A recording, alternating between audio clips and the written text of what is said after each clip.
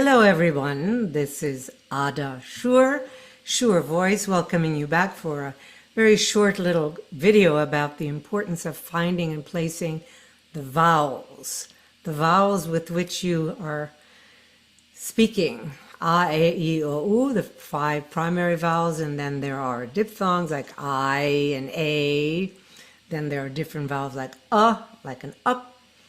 And of course, then we have in other languages some additional vowels as well. So just remember that when you're having trouble with a certain phrase, let's say it's an ascending phrase where you're going up to a higher note, and you're having trouble with it, many times it has nothing to do with your breath control, it has nothing to do with how much support you have per se, although sometimes it does. Quite often it is that you haven't found the correct vowel position. Now, some people call this vowel modification, but I find this concept of vowel modification not always very helpful. But for example, if you find that you can sing with one vowel that same phrase, but you're only singing one vowel, you'll notice that those notes are much easier. And as I say in my book, sopranos are not pianos. If all of us just had one or two vowels and that's all we ever sang,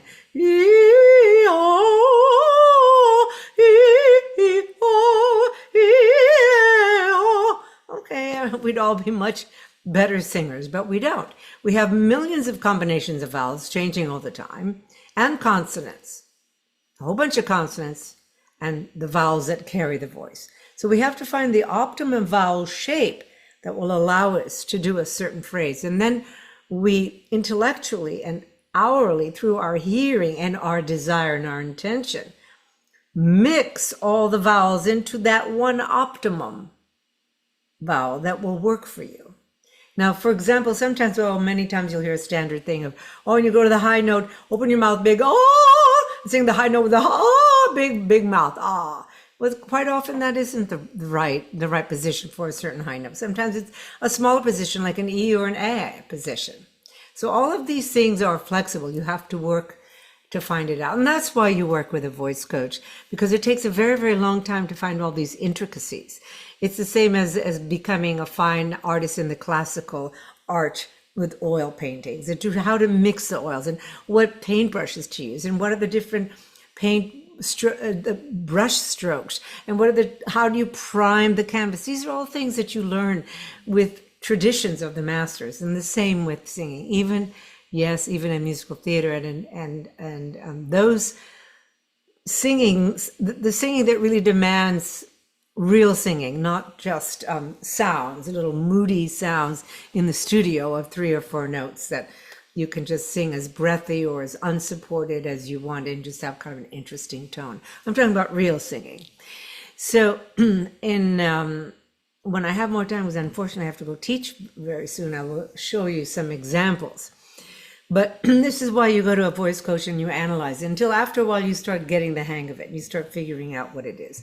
But many times this has nothing to do with your support. It's nothing to do with your breath. Your breath and your support will work properly when there's only one shape through which the air has to go. Let's say an E or an A. And then you assemble the rest of those words, morph them into that. And the other thing is, of course, is in American English, you never sing never, or better, you never sing an canoodling in your throat.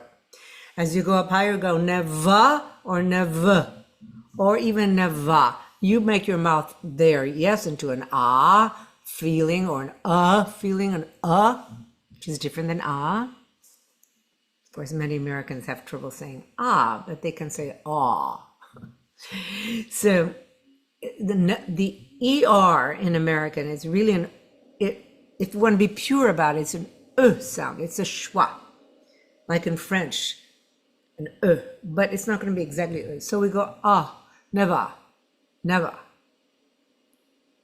And then and in your mind you put you say never, especially for a high note where you have to hold it long. So there, yes, many times we do open the mouth big but we can open the mouth big even on an E or an A, as long as the position is there. Okay, so I hope this was just a short little thing, and I hope you are having a good week. Lots and lots of terrible news going on right now, and with the fires in California, I have a lot of friends and family there. I'm very, very concerned. And other parts of the world that are experiencing a lot of upheaval. And wherever we can, let us reach out our hand and offer a prayer, or reach out an ear and listen. Listen to somebody suffering. Don't educate them, just listen. Try to find the empathetic listening ability. And wherever you can do something, offer it. So you can check out my other videos. And if you're ready to move forward and you want a consultation, you can have a trial lesson with me. You get a 30% discount on your first trial lesson. And you will sing for me. We will go, or you'll give a speech if you're a public speaker or you're working on being a speaker.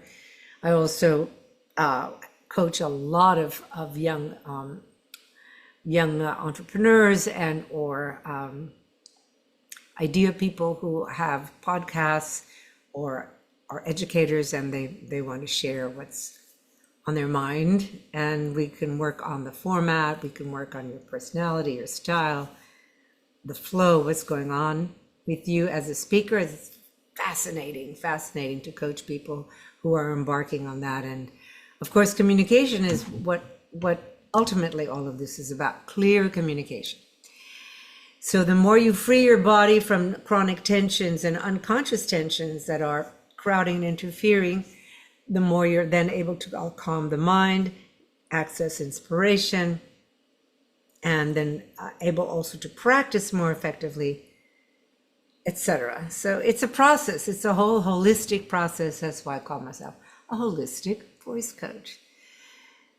And have a wonderful, wonderful day. Again, if you like this, like, subscribe, and share, and I'll see you soon.